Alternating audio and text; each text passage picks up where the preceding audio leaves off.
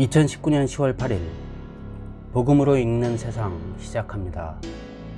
오늘은 바로 지금 검찰 개혁을 해야 하는 진짜 이유라는 제목으로 말씀드리겠습니다.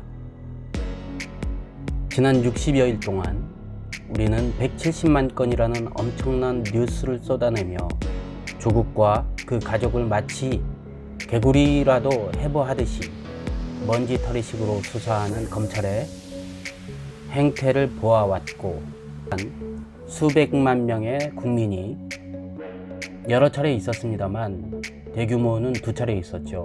두 차례의 대규모 서초동 촛불 집회에서 검찰 개혁을 외치는 것을 보셨을 것입니다. 자, 대한민국의 검찰은 그 권한도 엄청 많고 매우 큽니다. 지난 한 세기 동안 엄청난 권한을 가졌고 권력의 입맛에 맞추어 칼을 휘두르다 보니 더 큰 권한을 받게 되고, 또 누구 하나 견제하지 못하니 더 커지고, 이렇게 썩게 되는 악순환을 계속 해오고 있었던 것인데요. 도대체 얼마나 큰 권한을 가지고 있는지 한번 알아보겠습니다. 한국 검찰은 수사권, 영장 청구권, 기소권, 형 집행권의 굵직한 권한은 모두 다 갖고 있는 그야말로 세계 최강 검찰입니다. 이게 어느 정도인지, 어느 정도의 권한인지 세계 선진국 모임인 OECD의 주요 국가와 비교해 보겠습니다. 지금 보시는 표는 유튜브 채널 알림이 황희두에서 캡처한 것임을 밝혀둡니다. 아주 좋은 채널이니 여러분께서도 한번 구독해 보시기를 권합니다. 표에서 보시면 맨 왼쪽은 검찰이 가질 수 있는 권한을 적은 것이고, 오른쪽은 각 국가들입니다. 오른쪽 첫 번째 한국을 보시면 검찰이 가질 수 있는 그야말로 모든 권한을 다 가졌습니다. 그리고 그 오른쪽에 일본과 독일은 한국 대비 절반 정도만 갖고 있고요. 프랑스 검찰은 한국 검찰의 3분의 1 정도, 그리고 가장 선진국이라고 할 수 있는 미국과 영국은 우리나라의 10% 정도만 갖고 있습니다. 어떻습니까? 한국 검찰의 권한 정말 막강하지 않습니까? 얼마나 막강한 권력이면 검찰개혁 한번 시도했다고 임기 끝나자마자 바로 직전에 대통령을 죽음으로 몰 수 있었을까요? 노무현 대통령의 죽음에 대한 검찰의 책임론은 당시 모든 야당뿐만 아니고 심지어 당시의 여당이었던 한나라당, 그리고 일부 검찰 내부에서도 표적 수사, 과잉 수사 때문이었다는 그런 자성의 목소리가 나왔던 것을 뉴스 보도로 여러분께서도 보셨을 것입니다. 자, 다시 한번 정리해 보겠습니다. 한국 검찰은 말 그대로 권력이 닿지 않는 곳이 없는 무소불위의 최강 권력입니다. 그 특징은 이렇습니다. 첫째, 세계 어느 선진국에도 없는 최강 권력. 이미 앞에서 설명해 드렸죠. 둘째, 사실상 임기가 없는 불멸의 검찰 제도입니다. 현재 검찰총장은 2년 임기제라 하지만 사실상 큰 의미가 없습니다. 왜냐하면 검찰총장과 검사들은 정치권의 각종 비밀을 직무상 쉽게 알게 되고, 그러다 보니 정권에서도 함부로 내칠 수가 없는 것이죠. 그래서일까요? 황교안처럼 법무부 장관이나 국회의원, 여당 대표로 승승장구하거나 김기춘처럼 대통령 비서실장 하면서 소위 왕실장이라고 불렸죠. 정권의 실세가 되었던 사례도 많습니다. 또 검사를 관두고 변호사를 하면 전관예우라는 악습이 있어서 거의 대부분의 소송에서 승소하기 때문에 엄청난 수임료를 받게 됩니다. 많게는 한 달에 15억을 받는다는 보도도 있었습니다. 결국 검사를 관두어도 검찰에 얼마든지 큰 영향력을 행사할 수 있으니, 그리고 검사하다가 그만두게 되어도 변호사에서 돈을 잘 벌 수 있으니 검찰이 무서울 게 있을까요? 셋째, 검찰은 초거대, 초비만 권력 집단입니다. 검찰총장은 장관급이고 검찰에만 약 55명의 차관급이 있다고 합니다. 우리나라 전체 정부 전체 차관급의 절반 정도가 검찰에 있다고 하니 그야말로 검찰 조직 하나가 우리나라 정부의 나머지 모든 부처와 맞먹는 대우를 받는다고 할 수 있는 것이죠. 넷째, 한국 검찰은 견제도 받지 않고 책임도 지지 않습니다. 민주주의 국가에서는 권한을 가진 만큼 당연히 책임을 져야 하고 모든 공무원이 또 견제를 받아야 합니다. 하지만 한국 검찰은 선거로 뽑히지도 않으니 물갈이도 안 되고 검찰을 통제할 법무부도 거꾸로 장악해서 견제를 받지 않습니다. 또 잘못된 수사나 기소를 해도 그 책임을 지는 일은 거의 없습니다. 검찰이 관련된 사건도 제 식구 감싸기 때문에 수사조차 하지 않고 재판에 넘기지도 않는다는 비판을 받아온 지 오래입니다. 자, 우리나라 검찰이 왜 이토록 강한 권한을 갖게 되었을까요? 그 배경을 알아보겠습니다. 가장 중요한 첫 번째 배경은 정치 권력과의 결탁입니다. 한국 검찰은 역사적으로 볼 때 보수 정권이 정권 입맛대로 휘두르던 폭력의 칼이었습니다. 독재 정권과 유신에 맞서 반대했던 민주 인사들, 또 민주화를 외치던 시민과 학생들을 잡아들이고 심지어 유서 대필 사건의 경우에는 없는 죄도 뒤집어 씌웠던 바로 그 일들을 상당 부분 과거에 검찰이 했다는 것은 조금만 역사와 뉴스에 관심을 가져도 쉽게 알 수 있습니다. 3년 전 대한민국을 떠들썩하게 했던 박근혜 최순실의 국정농단도 검찰이 제 역할만 했더라면 미연에 막을 수 있었다는 비판도 언론에 많이 나왔었습니다. 결국 검찰은 정치 권력이 원하는 대로 칼을 휘둘러주고 정권은 검찰 권한을 계속 키워주면서 그 검찰 권한이 이렇게 커졌다. 지금처럼 이렇게 초비만으로 커졌다는 합리적인 추정이 가능합니다.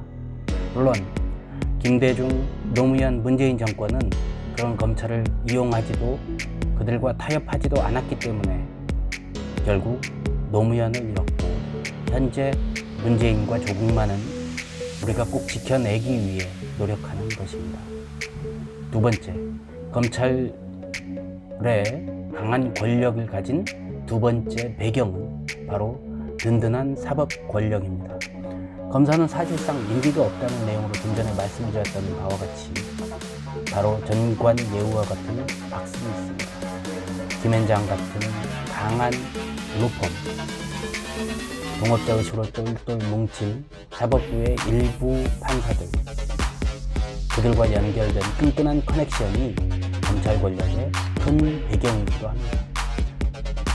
생각해 보십시오. 우병우 조사 때 팔짱 끼고 있는 검사 선배 우병우 앞에 거의 차렷 수준 검사들 사진이 보도되기도 했었죠. 누굴 수사하는지 헷갈려서 저도 정말 어이가 없었던 기억이 있습니다. 셋째, 재벌과 같은 경제 권력과의 결탁입니다. 권력도 돈이 없다면 오래 지속되기 어렵겠죠. 우리 한국 검찰은 재벌의 비리 수사에 매우 소극적이고 일부 봐주기 수사라는 보도도 많습니다. 대표적인 것이 조선일보 방 사장의 수사였는데요. 얼마 전 뉴스 보도에 의하면 얼마나 봐주었는지 검찰청으로 소환하지도 않고 방 사장님 편하신 시간에 편하신 장소로 검찰 수사관을 2명 보내서 수사했다고 합니다. 너무 우습죠? 조국 부인 정 교수가 대형 교통사고와 뇌수술 후유증으로 압수수색 중에 쓰러져도 11시간 꽉꽉 채워서 수사한 검찰의 형태와는 정반대의 모습이 으로부터 돈과 권력은 뗄래야 뗄 수 없는 관계라는 건 이제 당연한 일이 되었습니다. 자, 마지막으로 검찰이 가진 권력 배경 네 번째는 바로 언론과의 콜라보입니다. 이것은 제가 따로 설명해 드릴 필요 없을 만큼 이번 조국 수사에서 적나라하게 드러나고 있습니다. 수사 기밀과 아직 사실 확인도 되지 않은 혐의들이 누구의 짓인지 모르나 언론에 가만히 흘려나오고 언론은 그 내용을 단독이란 거창한 용어를 써가며 뻥튀기해서 보도합니다. 다른 언론사는 그 보도를 다시 뻥튀기하고 다시 복제해서 그대로 씁니다.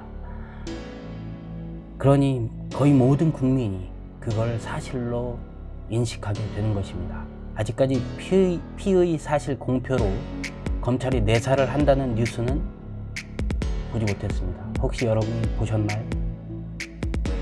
상황이 이러하다 보니 아직 사실 확인도 안 된 의혹만으로 모든 면박은 면박대로 다 받고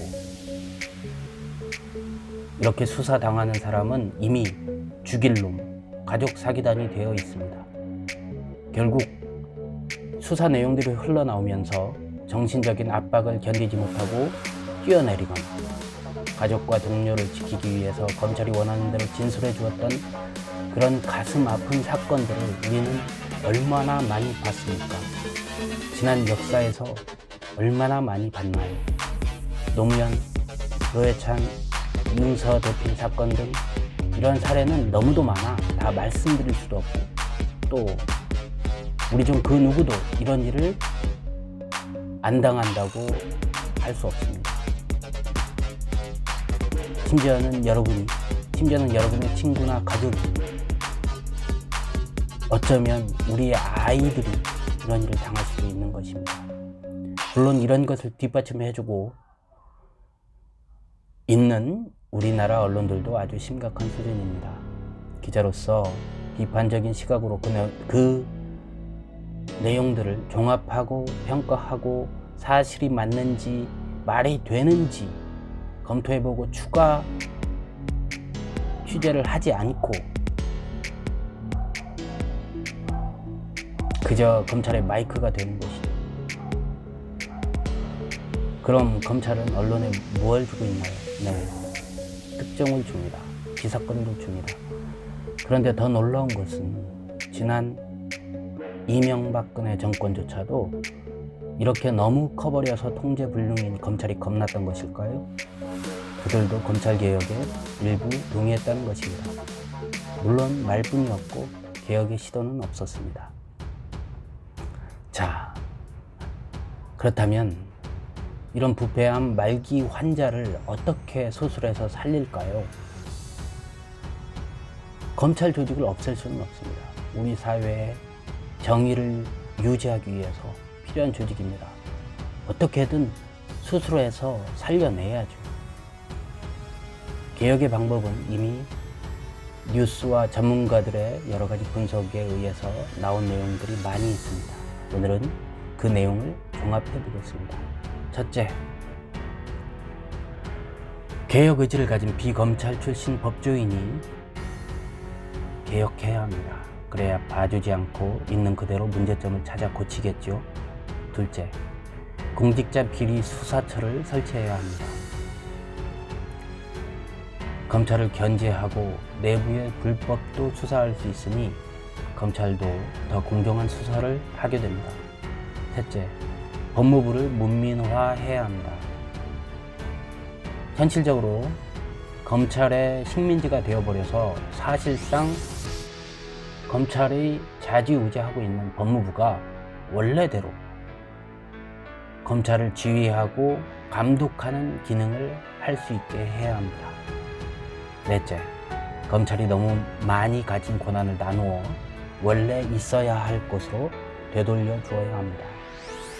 하지만 위에 이 네 가지 방법보다 가장 중요한 하나의 포인트가 있습니다. 그것은 바로 검찰의 정치적 편향 그리고 그 거래를 없애는 일입니다. 그래야 검찰을 공정하게 수사하여 정의로운 세상을 만들 수가 있습니다.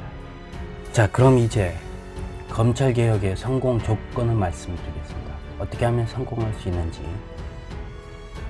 그 첫 번째는 국민의 개혁 의지가 가장 중요합니다. 왜냐하면 위에서 말씀드렸듯이 이토록 강력한 권력을 가진 검찰, 그리고 검찰과 이해관계에 있는 정치권, 사법권력, 재벌, 언론이 총동원되어서 개혁과 싸울 것이기 때문입니다. 당연히 개혁하러 오는 사람을 막겠죠. 그들에게 흠집을 내고 그들을 쓰러뜨리겠죠. 그렇다면 이들에게도 검찰이 바로 이 사람들의 권력을, 기득권층의 권력을 유지하는 아주 강력한 무기라는 것을 우리가 알 수 있습니다. 하지만 국민 대다수가 만약에 검찰 개혁을 응원하고 어떤 일이 있어도 현혹되지 말고 끝까지 지지한다면 그 개혁은 마침내 이루어질 것입니다. 둘째, 대통령과 정권의 의지입니다. 검찰과 손잡고 거래를 하거나 타협하지 않고 어떠한 희생을 감수하고라도 개혁을 밀고 나가야 합니다. 어떤 사람들은 말합니다. 그 검찰 개혁, 검찰이 하면 안 되나? 검찰 스스로 자기네가 검찰 개혁 방안을 내놓고 그대로 하면 되지 않느냐? 제 생각엔 이것은 말도 안 되는 일입니다. 왜냐하면 생각해 보십시오. 정말 중병에 걸린 암 환자가 자기 자신을 스스로 수술대에 눕히고 칼을 들어서 수술할 수 있습니까? 아픈 부위를 잘라낼 수가 있나요? 불가능합니다. 이것은 검찰 스스로 개혁할 수 있는 문제가 아닙니다. 세 번째, 검찰 출신이 아닌 법무부 장관입니다. 검찰과 타협하거나 인정에 얽매이지 않고 깨끗한 사람이어야 하며 법과 검찰 내부에 대해서 누구보다도 잘 알아야 합니다. 또 강한 의지와 비전, 그리고 희생을 감수할 수 있는 용기를 가진 사람이어야 합니다. 자, 이제 오늘의 결론입니다. 바로 지금 우리가 촛불을 들고 검찰개혁을 해야 하는 진짜 이유를 말씀드리겠습니다. 그 첫 번째, 법과 원칙에 따른 수사를 지금 검찰은 하지 않고 있습니다. 말로는 정의를 외치지만 그들은 검찰개혁을 막기 위해서 개혁하려는 장관을 난도질을 하고 있는 상황입니다. 그것도 아주 정당한 방법이 아니고 검찰의 권력을 남용하고 아주 비열한 방법이죠. 가족을 인질로 삼고 피의 사실을 언론에 마구 흘려놓고 170만 건의 보도가 나올 소스를 충분히 주었다는 것을 우리는 보고 있습니다. 범죄가 있는지 조사하겠다고 해놓고서는 마구 난도질해서 해부해버립니다. 결과적으로 조사가 끝난 이후 범죄가 없다고 해도 너무너무 갈기갈기 찢겨서 이미 시체나 마찬가지로 더 이상 예전의 정상적인 모습으로 살아갈 수 없게 만들어버리는 것입니다. 지금 검찰에게는 오직 반칙만 있습니다. 우리 촛불 시민들이 더 이상 못 봐주겠다고, 우리가 공정한 심판이 되겠다고 서초로 나선 이유입니다. 둘째, 권력과 결탁해서 편을 가르고 자기네 편, 즉 기득권층 눈치만 보고 있기 때문입니다. 그래서 권력비리와 국정농단이 발생했던 것이고, 자한당의 국회의원에게 실시간으로 압수수색 내용을 전달하고 그 국회의원이 국회에서 실시간으로 공표하는 모습을 우리는 바로 지난주에 보았습니다. 과거에도 현재에도 권력층과 결탁하는 행태는 변함이 없을 것입니다. 셋째, 지금이 아니면 검찰개혁은 불가능합니다. 그냥 놔두면 누군가 검찰개혁 하겠지. 조용히 할 수도 있잖아. 왜 이렇게 떠들썩하게 이렇게 검찰개혁을 해야 하는 거지? 라고 하시는 분들은 한번 생각해 보시기 바랍니다. 만약에 지금 검찰개혁을 하지 않고 그냥 놔두면 시간이 갈수록 검찰의 권력과 영향력은 더욱 커질 것입니다. 더더군다나 이번에 검찰개혁을 실패한다면 그 영향력은 하늘을 찌를 것입니다. 이젠 권력과 기득권층이 검찰의 눈치를 봐야 하는 상황이 될 것입니다. 그래서 우리는 지금 문재인도 조국도 절대로 포기해서는 안 됩니다. 나는 정말 문재인 정권을 응원할 수 없다 라고 하셔도 검찰개혁에 동의하신다면 지금 이 정권을 응원해야 합니다. 그 이유가 무엇일까요? 변호사 출신이고 민정수석을 거쳤고 깨끗하고 정의로운 대통령 문재인은 권력의 언론 플레이로 평생을 함께한 친구인 노무현 대통령을 잃었습니다. 얼마나 개혁을 원하겠습니까? 그분의 개혁 의지는 대한민국 그 누구보다도 강할 것입니다. 조국은 대한민국 최고의 형사법 전문가로서 서울대 교수, 민정수석 출신입니다. 오래전부터 학자로서 검찰개혁을 주장해왔고 민정수석으로 재직하면서 정부와 법무부, 검찰이 어떻게 돌아가는지 충분히 파악했을 것입니다.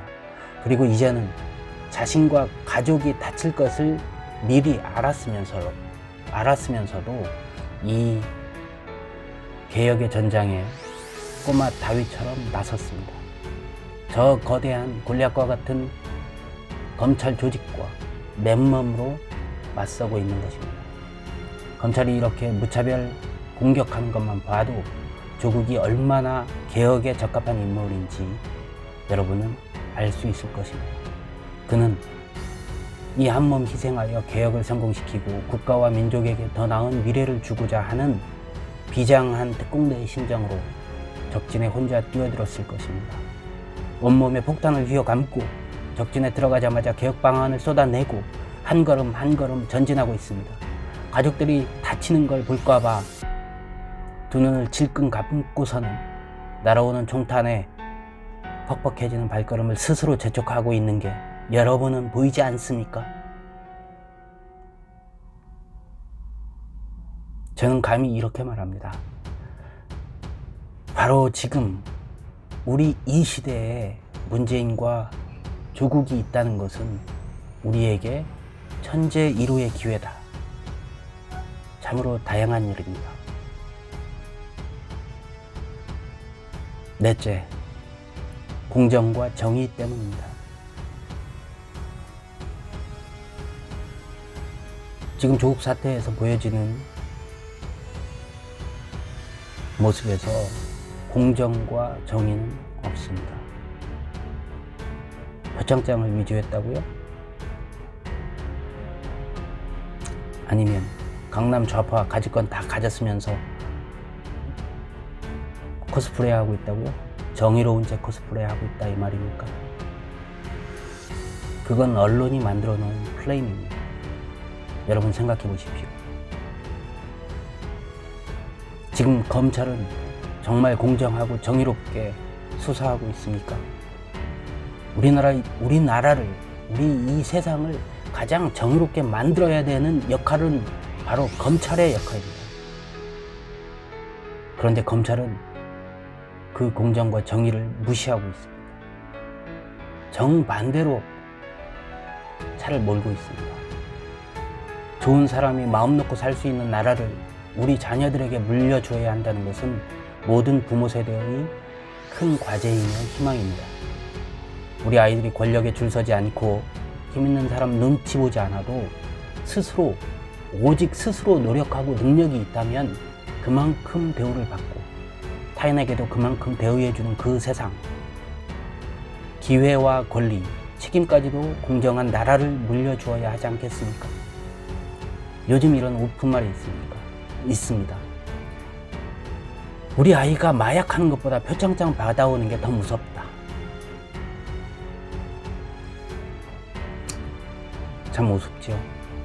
씁쓸합니다. 우리 자녀 세대에서도 힘 있는 놈들에 찍히면 뼈도 못 추리니까 권력 앞에 주눅 들어 눈치 보고 알아서 비위 맞추고 벤츠 사주면서 줄 서는 세상이면 얼마나 끔찍하겠습니까? 한번 상상해 보십시오. 그래서 우리가 바로 지금 촛불을 들고 검찰 개혁을 응원해야 합니다. 검찰을 개혁하면 세상은 더 정의로워질 수 있다고 믿기 때문입니다. 지금이 아니면 다음은 없습니다. 끝으로 정의의 뜻이 무엇인지 여러분과 함께 생각해 보고자 합니다. 보시는 사진은 로마 신화에 나오는 정의의 여신 유스티티아입니다. 두 눈을 안대로 가린 채 오른손에는 칼을, 왼손에는 저울을 들고 있습니다. 칼은 단호하고 엄격함을 상징하지요. 저울은 공평함을 상징합니다. 사회 질서를 유지하기 위해 단호한 수사와 엄격한 처벌도 중요하지만 분명 한계가 있으니 저울의 양쪽 균형을 맞추듯이 공평하게 칼을 휘둘러야 한다는 뜻이겠죠. 그렇다면 눈은 왜 안대로 가리고 있을까요? 제 생각엔 바로 그 엄격함과 공정함에도 혹시라도 감정과 인정이 섞일까봐 조금이라도 그런 오해를 받지 않겠다는 의지의 표현일 것입니다.